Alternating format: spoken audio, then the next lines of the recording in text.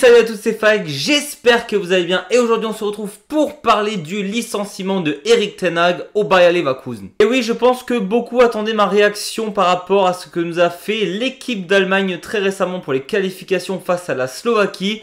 Je vais évidemment en parler très bientôt, mais j'attends d'abord le match face à l'Irlande du Nord pour voir à quel point on va s'énerver pour eux.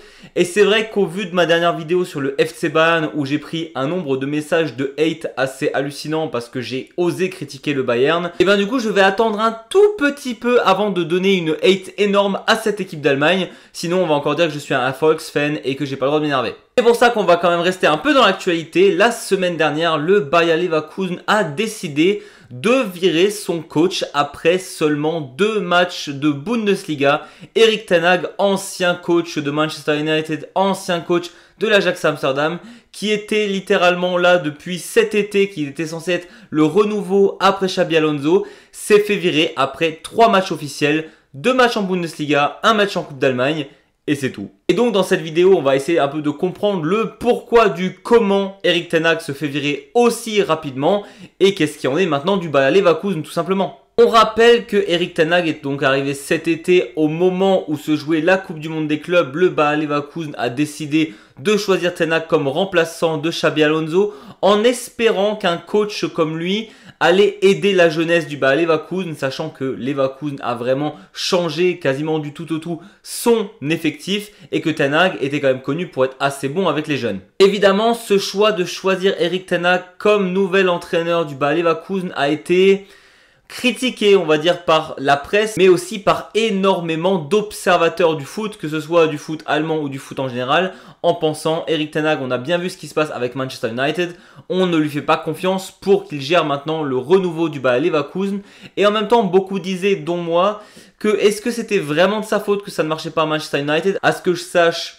actuellement, Manchester United, c'est toujours pas la forme. Et donc, malgré les critiques, on pensait quand même qu'il fallait lui laisser une chance. Et Leverkusen, je suppose aussi, vu qu'ils l'ont littéralement signé en tant que nouveau coach, pour finalement le virer après même pas un mois. J'ai préféré attendre un tout petit peu avant de sortir cette vidéo, puisqu'on a maintenant enfin des informations qui sortent de l'intérieur du Bayer Leverkusen, où vraiment on se dit que c'est un sketch total ce qui s'est passé. Mais avant de parler des problèmes en interne entre ten Hag et Leverkusen, j'aimerais déjà mentionner que pour moi, le plus gros perdant, c'est le Bayer Leverkusen et surtout la direction de Leverkusen qui avait décidé de choisir ten Hag comme nouvel entraîneur.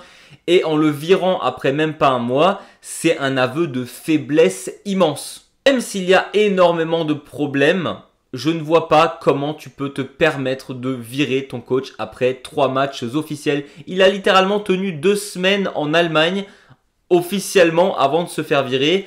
Si tu veux un projet à long terme, pour moi, c'est impossible de faire ça. Et surtout, au-delà de l'aveu de faiblesse de ce staff du Bayer Leverkusen, moi, en tant que joueur de Leverkusen actuellement, je serais inquiété parce que j'avais signé pour un projet qui était fixe. Ce projet saute après 2 semaines. Comment faire confiance à ta direction si en 2 semaines, ils virent déjà leur coach? Donc pour moi, vraiment, cette situation pour le Bayer Leverkusen, elle est ultra critique. Après, je ne suis pas en train de défendre ten Hag non plus. On va arriver tout de suite sur ce qui s'est passé en interne.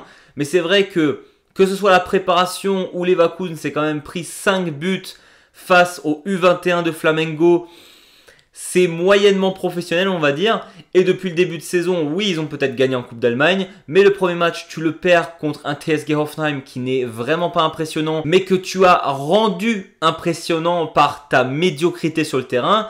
Et c'est vrai que la semaine dernière, contre le Werder Bremen, c'est vrai que le Bayer Leverkusen devait gagner ce match tous les jours. Tu gagnes 3-1 ce match, tu joues à 11 contre 10 et le Werder Bremen revient en 20 minutes et égalise à 3 partout. C'est 2 matchs, vraiment, un que tu ne dois jamais perdre et un que tu dois gagner tous les jours. Sachant qu'en face, comme dit, tu te retrouves face à Hoffenheim qui est tout sauf impressionnant, on l'a bien vu la semaine dernière. Et d'un autre côté, tu as un Werder Bremen qui était totalement décimé. Oui, ils ont fait 2-3 achats récemment sympathiques, surtout des prêts. Mais Bremen n'est pas encore ultra fort. On va attendre que les joueurs blessés reviennent. Et là, éventuellement, Bremen sera meilleur. Mais actuellement, Leverkusen, ça devait être 6 points sans trop broncher. Au moins 4. Donc maintenant qu'on a un peu passé en revue ce qui s'est passé récemment, on va évidemment parler de ce qui s'est passé en interne entre Erik ten Hag et l'organisation du Bayer Leverkusen. Déjà, Erik ten Hag, depuis qu'il était arrivé à Leverkusen, apparemment ne parlait avec personne. Et quand on dit personne, c'est vraiment l'entièreté de l'organisation, dans le sens où même à ses joueurs, il ne parlait pas énormément. Mais au-delà de ça, et c'est un truc que je trouve absolument dingue, et ça montre quand même que Ten Hag, il y a un petit problème dans le coaching actuellement, il ne parlait même pas avec son staff à lui, qu'il avait lui-même choisi. Donc à un moment donné, quand tu as un staff autour de toi et que même à eux, tu ne leur parles pas, c'est qu'il y a quand même un problème. Surtout que le but d'un coach, c'est quand même d'expliquer les exercices, d'expliquer sa tactique. Si tu ne parles pas à tes joueurs et que tu ne parles pas à ton staff, ça me semble compliqué. Évidemment, il y avait ce manque de communication avec ses joueurs, avec son staff. Mais alors, je vous laisse imaginer la communication avec la direction du Bayer Leverkusen qui a apparemment essayé parfois de lui demander des choses tout simplement sur les tactiques abordées ou sur sa manière d'entraîner les joueurs. D'ailleurs, on a appris que les joueurs de Leverkusen ne comprenaient pas pourquoi ils mettaient autant d'importance sur le physique. Moi, personnellement, je trouve que c'est aussi important de travailler le physique, mais apparemment, il ne travaillait pas assez le ballon d'après ses joueurs et d'après sa direction. Il faisait beaucoup trop de pompes. Voilà, c'est un truc qui ressort. Les joueurs se plaignaient de faire trop de pompes. C'est-à-dire, quand tu as des footballeurs pros en face qui se plaignent de faire trop de fois un exercice physique, très bizarre. Enfin, pas très bizarre qu'ils se plaignent de le faire, très bizarre que eux-mêmes se rendent compte qu'ils en fassent trop. Et donc ça amène au dernier point qu'on a même vu sur le terrain. Vu que Erik ten Hag passait apparemment beaucoup trop de temps à faire du physique alors que la saison venait de commencer, alors que techniquement le physique on est censé le faire avant, et ben les joueurs sur le terrain ne savaient absolument pas quoi faire. En plus de ça, Erik ten Hag changeait sa tactique en fonction du match et en fonction du moment du match alors qu'il n'avait pas travaillé ça à l'entraînement. Et donc les joueurs étaient perdus sur le terrain. Et pour le coup, je veux bien les croire au vu des matchs que j'ai vus de Leverkusen. Ah oui, ils avaient l'air totalement paumés. Et donc là, c'est vrai qu'on est sur un manque de professionnalisme flagrant. Et je me pose quand même la question, qu'est-ce qu'il est passé par la tête de Erik ten Hag en se disant qu'au début de saison, il allait faire que du physique, qu'il n'allait parler à personne de la tactique qu'il allait aborder. Et donc, en soi, oui, c'est un aveu de faiblesse pour le staff et surtout la direction d'avoir viré Erik ten Hag. Mais c'est vrai qu'au vu de ce qui ressort au sein du club en tout cas, ça semble presque logique. Après, évidemment, prendre tout ça avec des pincettes, évidemment, ça sort du camp du Bayer Leverkusen que tout ça s'est passé. Maintenant, c'est vrai que quand on écoute la version de Erik ten Hag, lui trouve ça absolument odieux d'avoir été viré aussitôt, réfute le fait qu'il ne parlait absolument pas à ses joueurs et à son staff. Par contre, il réfute pas qu'il ne parlait pas à la direction. Et donc la finalité, c'est que les deux camps, que ce soit ten Hag ou le Bayer Leverkusen, vont forcément aller blâmer l'autre. En tout cas, ten Hag affirme qu'il aurait aimé au moins avoir sa chance avec le Bayer Leverkusen.